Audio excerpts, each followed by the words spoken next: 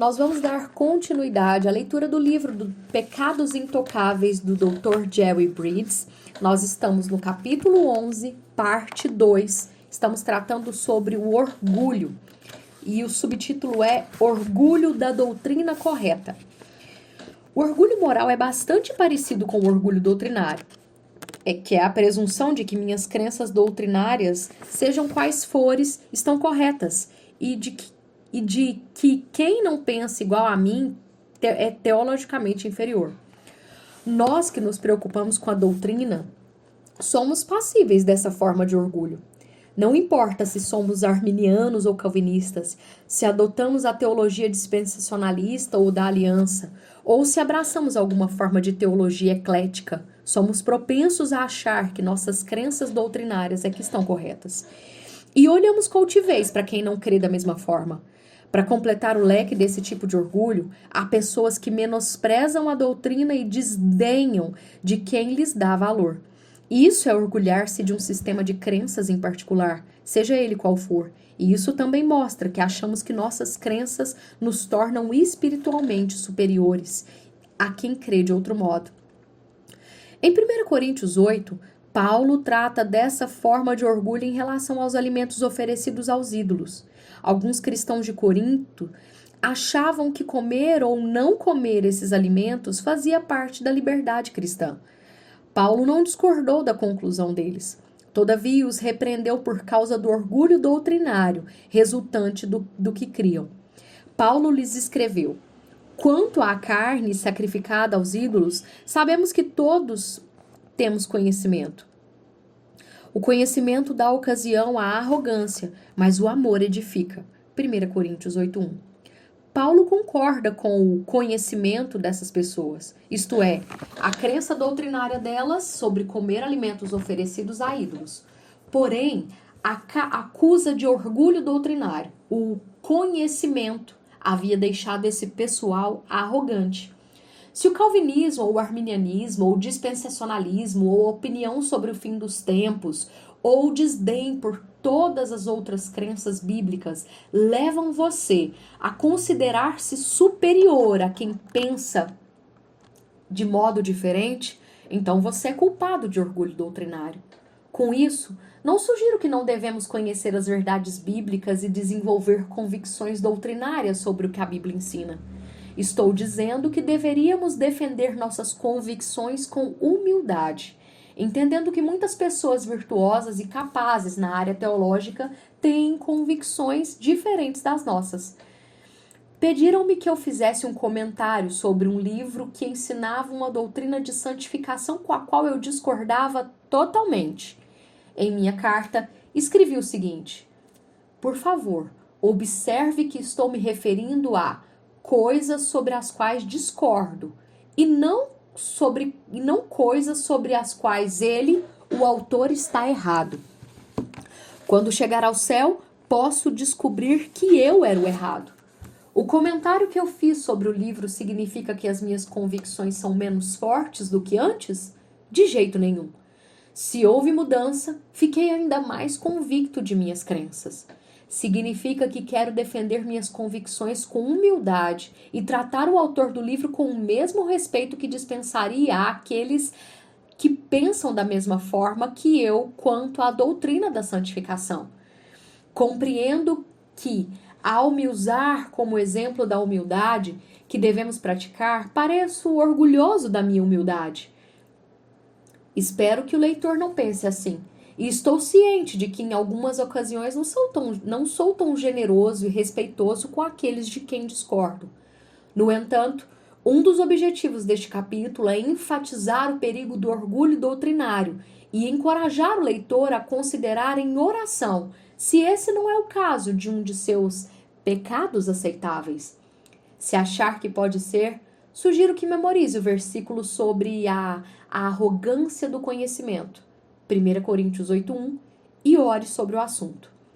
Depois, procure identificar com precisão as áreas em que você é inclinado a ser orgulhoso doutrinariamente e peça que Deus o capacite a defender suas convicções com um espírito genuíno de humildade.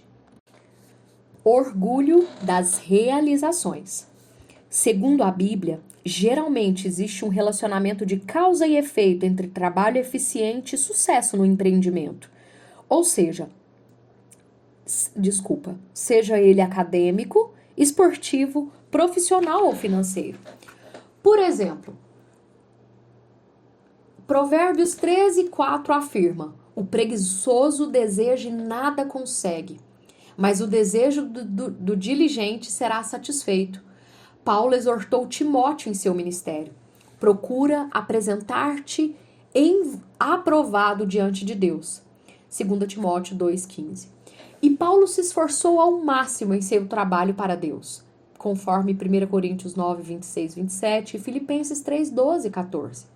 No entanto, a Bíblia também afirma que o sucesso em qualquer empreendimento está sob controle soberano de Deus, conforme 1 Samuel 2,7, Salmo 75, 6, 7 e Ageu 1, 5 e 6.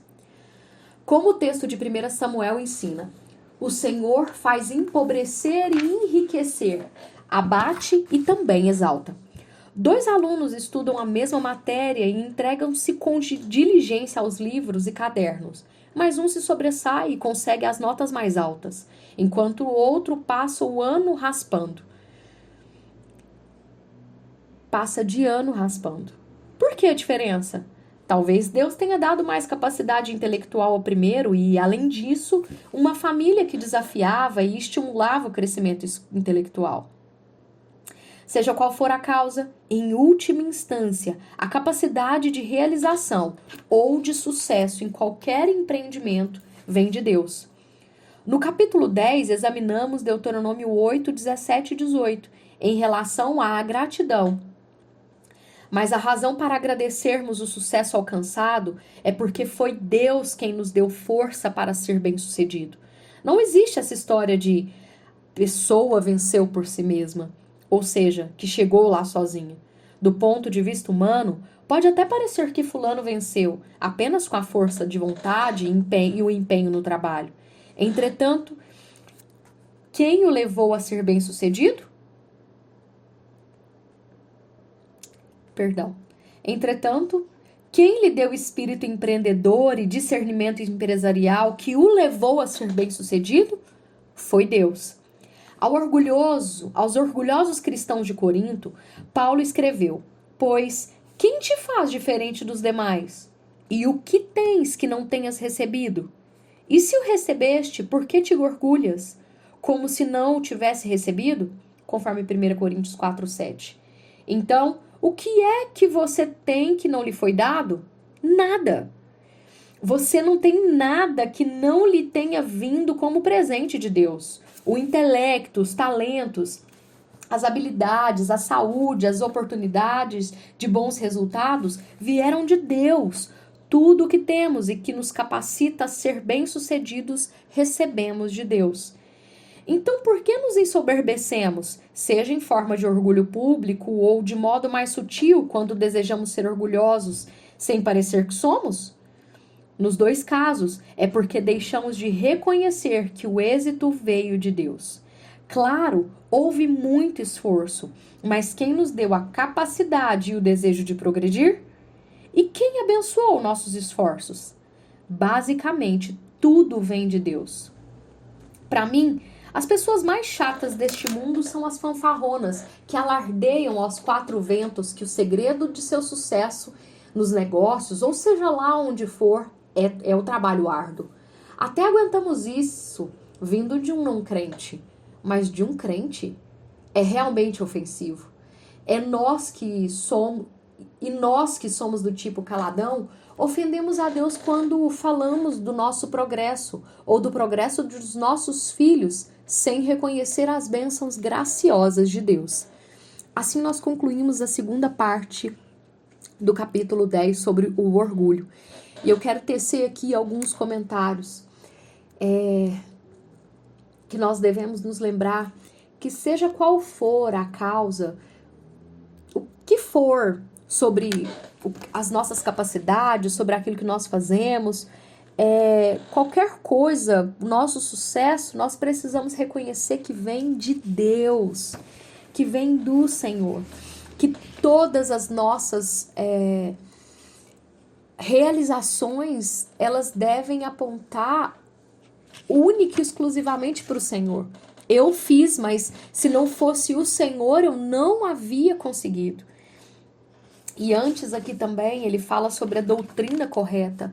Mais uma vez, esse capítulo vem falar para nós sobre a humildade, sobre como que nós não vamos abrir mão das nossas convicções, se elas estiverem corretas à luz da palavra, mas que nós devemos tratar aquele que é diferente, que pensa diferente, que tem visões diferentes da nossa, de maneira humilde, né? Assim como ele coloca aqui que quando chegar ao céu, ele pode descobrir que ele era o errado. Ele fala quando ele foi fazer o comentário de um livro que ensinava a doutrina da santificação de uma maneira diferente.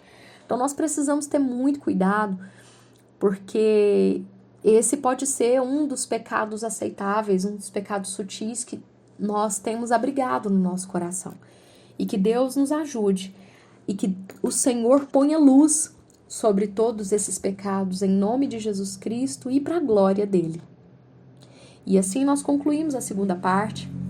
E eu quero mais uma vez encorajar você a adquirir esse livro, a comprar esse livro, a também não usar PDF, porque fere muitas vezes o direito autoral. É crime, na verdade, de pirataria, se eu não me engano. Então abençoe a editora, abençoe quem investiu nesse material, quem escreveu, quem editou, enfim, existe uma série de gente, de pessoas entregando seus esforços para que esse livro estivesse nas nossas mãos. Então, eu encorajo você a comprá-lo. Que Deus abençoe.